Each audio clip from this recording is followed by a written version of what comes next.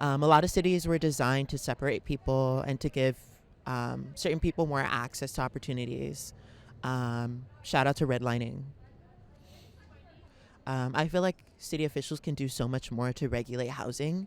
That's they're not doing, and I think it's a small way to pacify us to say like we're doing the best that we can, um, but it's not enough, honestly. Especially when we have a whole river line of like houses people. I think our city officials can honestly like make housing more accessible by like, um, God, what's that word for like rent? Rent control is a big one because people's rent like it keeps rising, and there's nothing to regulate that. Um, and they can build a lot more housing.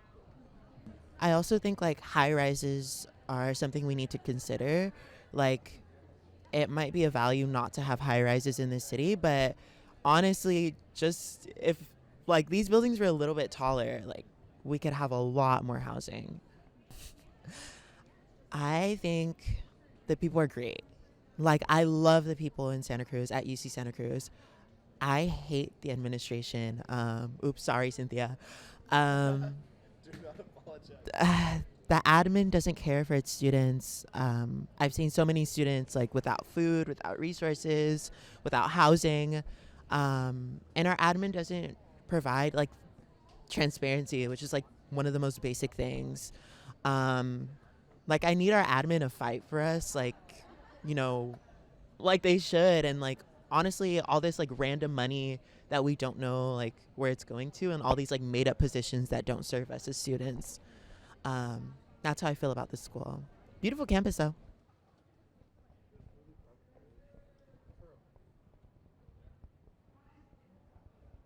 In January, I had a pretty nasty crash where I had an OTB crash like over the bars, and I landed on my head at about 30 miles an hour and like smashed into a rock and kind of like pinballed down the mountain.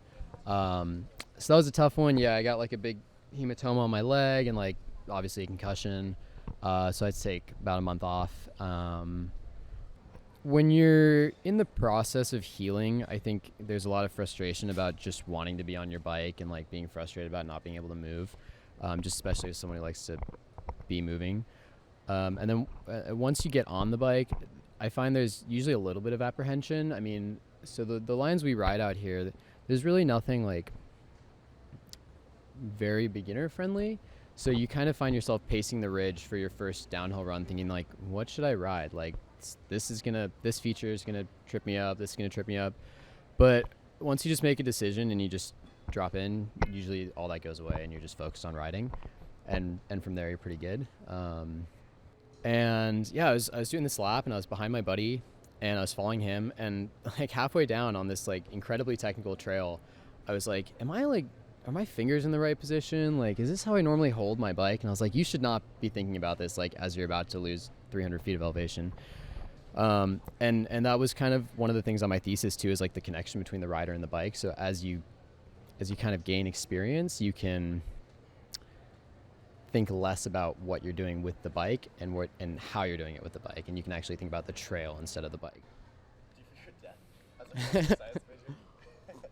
Mm. As a cog sci major, not as a mountain biker.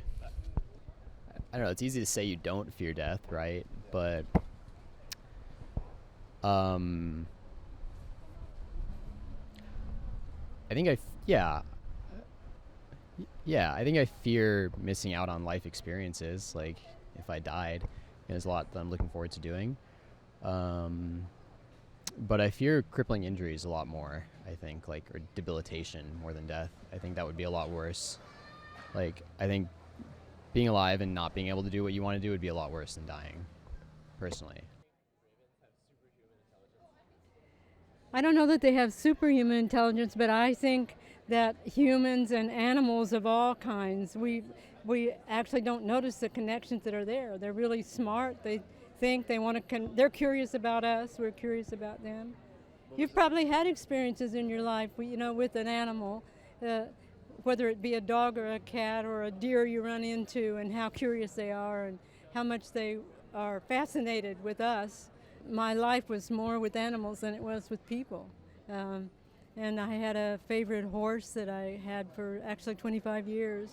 And I learned to train dogs and horses, and it was a different life, all right, than living in the city, you know. What was the transition like? I went off to college and I was in shock about the world that's outside our valley, our mountain valley and our ranch, you know, and how people thought differently. The first holiday was Thanksgiving, and all of the students were talking about how they were going to go off and do things over the holiday and celebrate, and I was just wanting to go home and be with my horse.